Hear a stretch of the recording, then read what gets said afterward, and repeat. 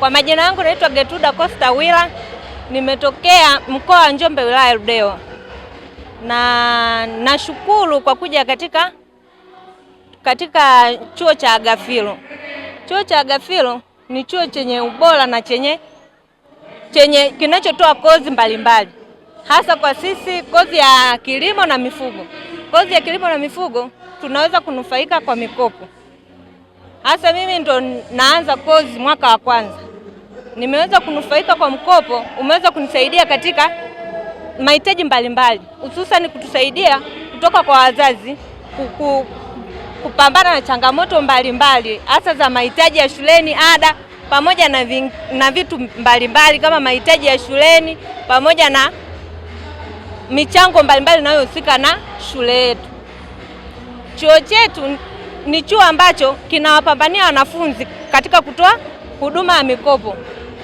Ni chuo ambacho kiukweli ni chuo kizuri ambacho kinanufaisha wanafunzi kupata mikopo na pia wanafunzi kupata kuwa bora na kuweza kusoma bila changamoto yoyote.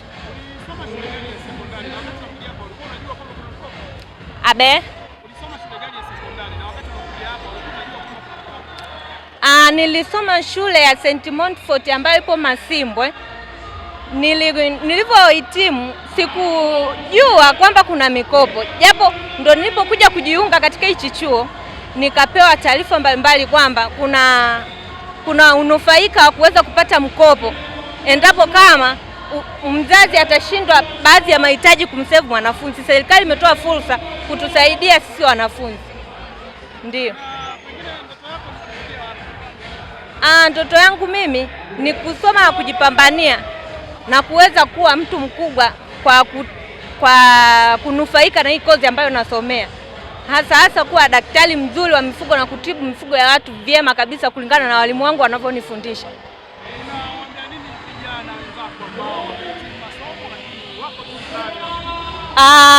Kiukweli na vijana wenzangu napenda kuwashauri kwamba waje katika kozi hizi ambazo zinanufaika na mikopo ambazo serikali imetoa mikopo kwa ajili ya kutunufaisha binafsi.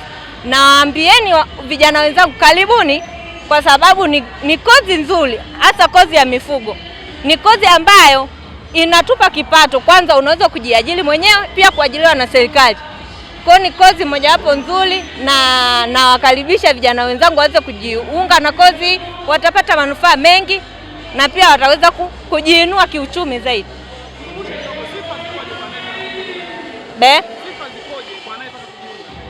Sifa kwa anayetaka kujiunga kwa kozi yetu ya mifugo na kilimo. Sifa mojawapo awe mhitimu wa form 4, pia awe ana D angalau kuanzia D4 na kuendelea. Sana kwa masomo ambayo inatakiwa apate D ni somo la biology pamoja na geography.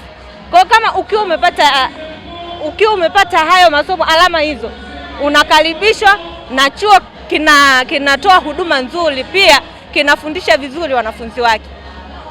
Baadhi ya programu ambazo tunazitoa, serikali imefadhili gharama za masomo na inaendelea kufadhili gharama hizo za masomo kwa sababu ya uhitaji huo. Kwa hiyo kwa agizo tumeambiwa kwenye mihadhara hii, kila tunapopata nafasi tutumie fursa hii kueleza.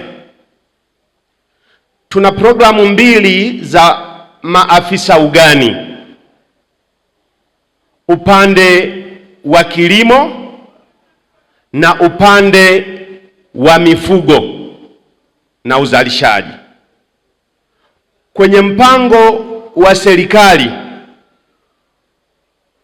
ukiangalia mpango wa serikali wa mpaka mwaka 2030-2050,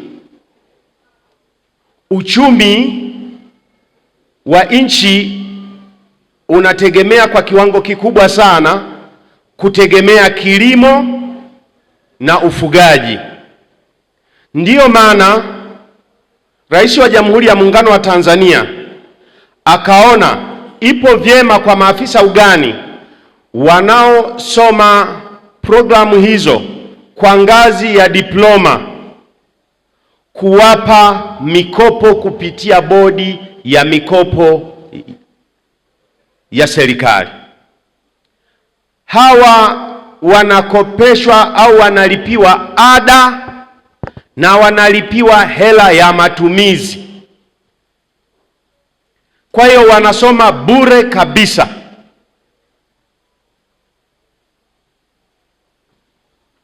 Na sifa zao za kujiunga ni za kawaida kabisa.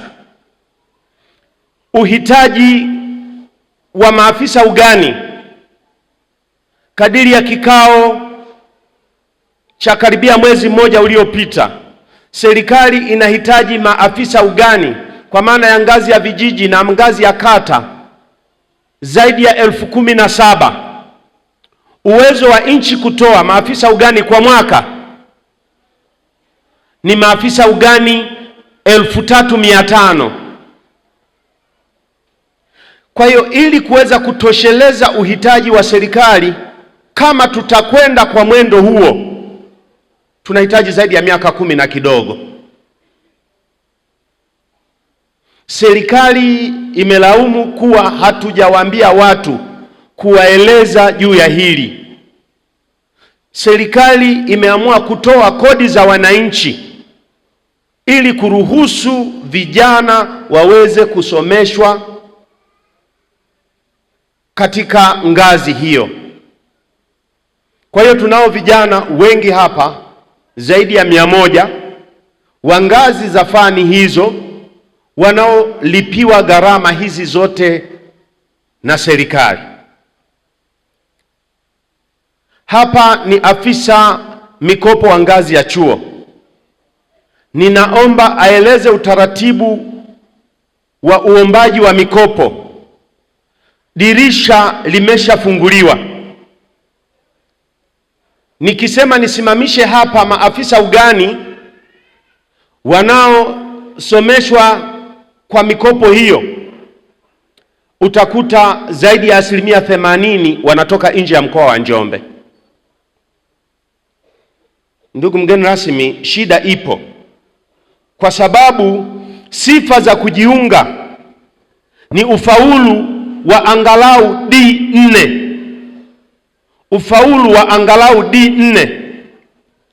Kila tukisikia kwenye takwimu, Njombe ni miongoni mwa mikoa inayoongoza kwa ufaulu. Sifa za chini ni angalau D4.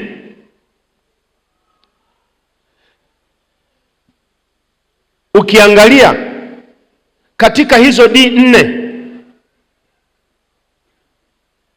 Njombe maafisa ugani ni shida, lakini Wizara ya Kilimo imetenga mkoa wetu, ndugu mgeni rasmi, kuwa eneo lililochaguliwa kwa ajili ya mafunzo ya kilimo upande wa kilimo cha parachichi.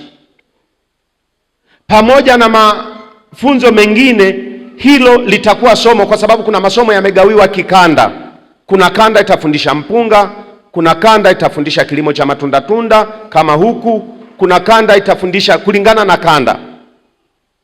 Lakini maafisa ugani hawapo. Nikuombe ndugu mgeni rasmi, hili jambo linahitaji kushirikiana sana. Watu uelewa, pengine vile tunavyoweza kusema inawezekana ikawa haieleweki. Nimepita na kufanya tafiti kwenye shule ya sekondari. Wanafunzi wote wanaotoka pale wana sifa ya kujiunga hapa, tena kwa kusomeshwa bure kwa kodi ya wananchi, kwa ada wanayolipiwa na serikali. Mheshimiwa Rais ametoa hicho kipaumbele, lakini watu hawapo. Shida iko wapi? Je, hili ni la kulaumu mkuu wa chuo peke yake? Ni swala la kulaumu Hagafilo na viongozi wake peke yake? Naona ipo shida. Niombe kwa ngazi ya mkoa kwa ujumla, sote tushirikiane. Naomba toe ufafanuzi kwa kifupi sana juu ya namna na taratibu za kupata mikopo kwa wanafunzi wanaotaka kujiunga na kozi hizo. Karibu. Habari ya mchana. Wahitimu, mahafali safi? Mahafali poa? Ndugu mgeni rasmi, wakurugenzi wa taasisi zote, general manager, wageni waalikwa, wahitimu na wazazi kwa ujumla, habari ya mchana. Kwa wale wote ambao tunaonana leo kwa mara ya kwanza, kwa jina naitwa Zuberi Mohamed Zuberi, ni makamu mkuu wa chuo mipango, utawala na fedha, lakini pia ni afisa mikopo kutoka chuo cha Agafilo College of Development Management.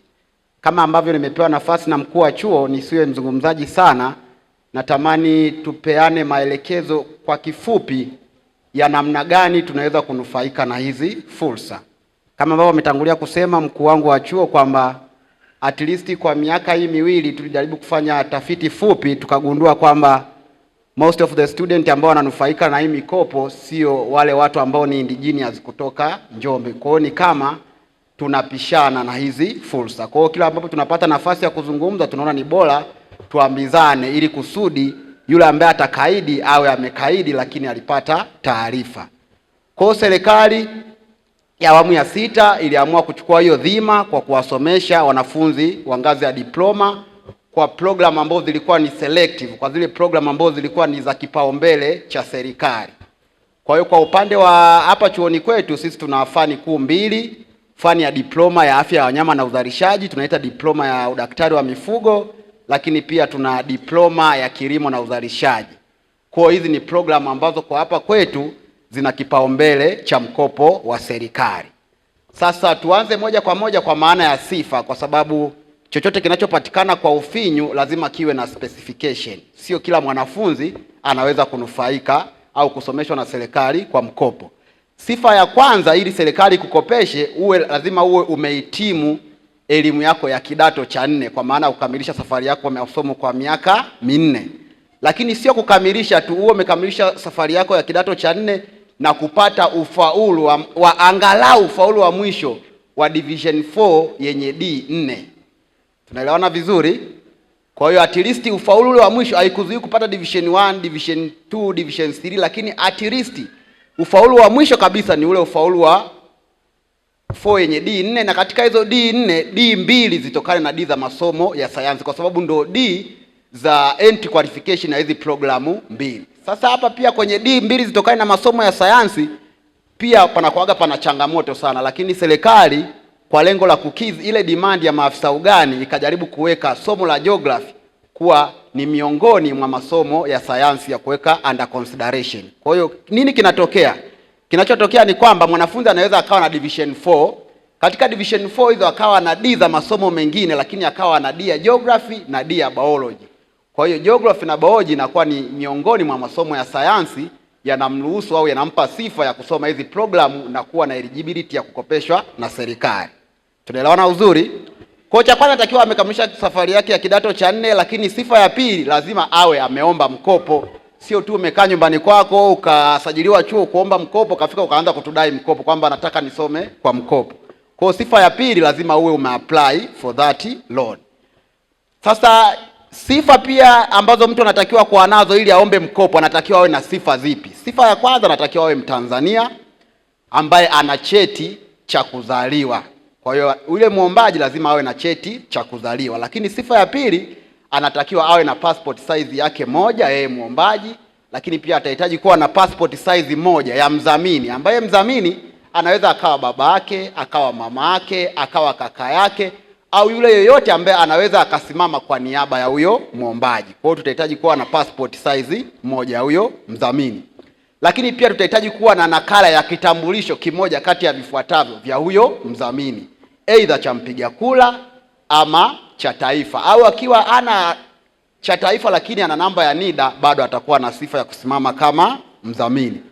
Lakini kigezo cha tatu, ili mtu aombe mkopo, anatakiwa awe amesajiliwa kwenye mfumo wa anwani za makazi, wanaita NAPA. Kwa hiyo kinachofanyika ni kwamba aidha mzazi ama mlezi wa yule kijana ataenda kwa afisa mtendaji, atamweleza nina kijana wangu, aidha nina anataka kuomba mkopo wa elimu ya juu. Kwa hiyo naomba utusajili kwenye mfumo wa anwani za makazi ili kusudi tuweze kutambulika na kupata zile barua za utambulisho za kutoka kwenye mfumo. Kwa maafisa utendaji wamepewa hii semina, wamepewa hayo mafunzo wa namna gani ya kuwasajili watu kwenye mfumo wa anwani za makazi.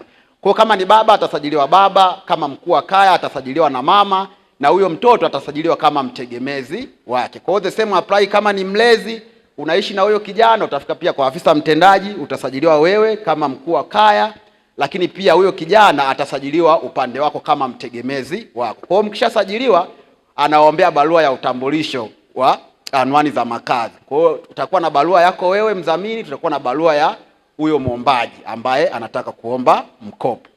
Akishakuwa na hayo yote, kuna maana ya kingine kinachofuata ya gharama, kwa sababu application fee ni 30,000 ambayo inatuma moja kwa moja bodi ya mkopo, lakini pia utahitaji kuthibitisha hivyo vyeti vya kuzaliwa, utahitaji kupata mihuri ya mwanasheria na vitu kama hivyo. Sasa kwa kuzingatia na kuona uhitaji na kuona namna gani tunaweza kutimiliza hili lengo la kuwasaidia wananchi wa Njombe ili waweze kufanikiwa, sisi hapa kwetu tumerahisisha kidogo kwa wale wanafunzi wote ambao wana hizo sifa ambazo nimeziainisha, lakini pia wanahitaji kuwa wanufaika wa bodi ya mkopo, lakini aidha kwa namna moja ama nyingine wanaona wanaweza wakapata ugumu au ukakasi wa namna ya kuendea kuomba huo mkopo na utekelezaji wa hayo yote ambayo nimeyasema. Sisi pia huwa tunafungua dirisha la kuwasaidia hapa chuoni kwetu. Kwa hiyo tunaunda timu ambao inasaidia zoezi hilo la kuwasaidia wanafunzi kuweza kuomba mkopo, ambayo kuna watu wa IT, lakini afisa mikopo anakuwepo kwa mambo ya counseling na guideline ya nini vya kufanya kuhakikisha kwamba wanafunzi wananufaika. Kwa mimi niwasisitize sana, ni moja kati ya opportunities ambayo sio ya kuichezea. Wenzetu wa mikoa mingine hii fursa wanaenda nayo barabara kabisa. Yaani mzazi anahakikisha tu mtoto wake amefaulu kidato cha 4. Alafu zoezi la kusomesha kuanzia hapo anaipatia serikali, kwa sababu serikali imeamua kutoa hiyo opportunity ili Watanzania tuweze kunufaika. Kwa kinachofanyika sisi, cha kwanza tutakutrace kuona kwamba una vitu gani vya msingi ambavyo vitakuruhusu wewe kuomba mkopo, lakini pia kukupa ushauri wa nini ufanye ili kusudi dirisha la mkopo linapoanza mchakato usiwe mgumu sana. Kwa kiufupi sana mimi nilipenda niyazungumze hayo kwa wale wote ambao wanaweza wakahitaji. Baada ya hii gathering pia tutakuwepo hapo nje, tutapeana mawasiliano, sehemu ya kushauriana, tutashauriana pia kuona ni kwa namna gani tunaweza tukasaidiana. Maana imekuwa kuna kasumba, kijana anaweza kawa amefaulu lakini asipopata selection na kwenda form 5 na form 6 anaonekana kama sio potential, kwamba wewe umefeli kwa sababu ungefaulu serikali ingekufaulu kwenda kidato cha 5 na cha 6. Kwa hiyo kama hujachaguliwa huko kwamba you have nowhere to go, yani kwamba hauna kwa kwenda, baki nyumbani, tusubiri msimu wa kipalila uje, tuende shambani tukalime viazi. Wakati kuna mwanafunzi ambaye ana division 4 yenye D4 including D ya geography na biology, yuko hapa anasoma, serikali inamlipia kuanzia ada mpaka hela yake ya matumizi. Yaani kuna wengine wana hela mpaka inakuwa ni excess, wanatuma nyumbani na wanaanza kutusumbua. Mkuu wa chuo hapa atakuwa ni shahidi. Yaani mtoto serikali inamgizia hela ya kula tu kwa siku 8,500 kwa siku 60. Kwa hiyo wanapata hela nzuri, lakini pia wanalipiwa ada. Kwa hiyo pia mimi nitumie nafasi hii kwa hasa wazazi kwamba tunayo access ya kupata hizi fursa, lakini sisi pia tumejitolea zaidi ya 100% kwa yule yoyote ambaye atahitaji huo msaada. Dirisha linapokuwa linafanya kazi, wakati haya maombi yanafanyika, huaga tunafanya kazi masaa 24. Muda wote ukipiga simu ukiwa na concern yoyote utasikilizwa, sehemu ya kushauriwa utashauriwa, sehemu ya kuambiwa ufanye nini utaambiwa, kuhakikisha kwamba tuna comply na haya yote. Baada ya kusema hayo, asanteni sana, niwatakie kila laheri. Asante sana. Mwenye kusikia na asikie.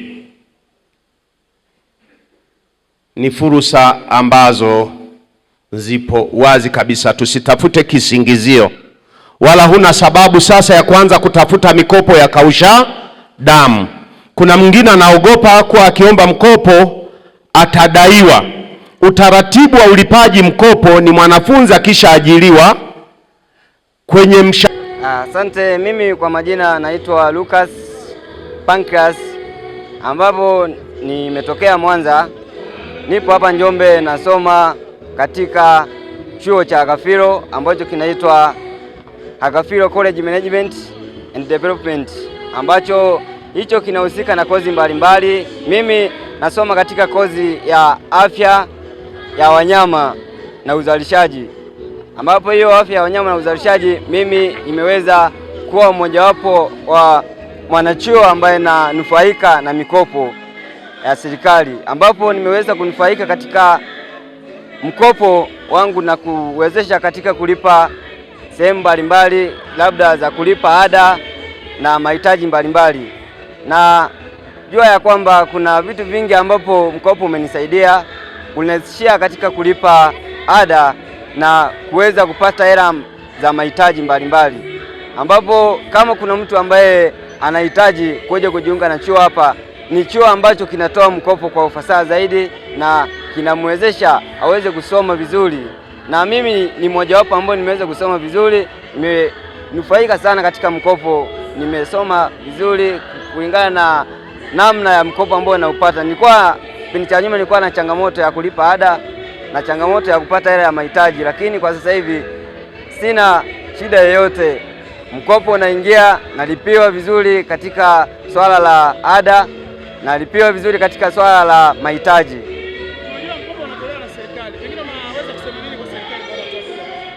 Ndiyo, kwa serikali nipende tu kutoa pongezi kwamba wameturahisishia sisi kama wanafunzi ambao tuna level ya chini katika kujihudumia au katika mahitaji mbalimbali.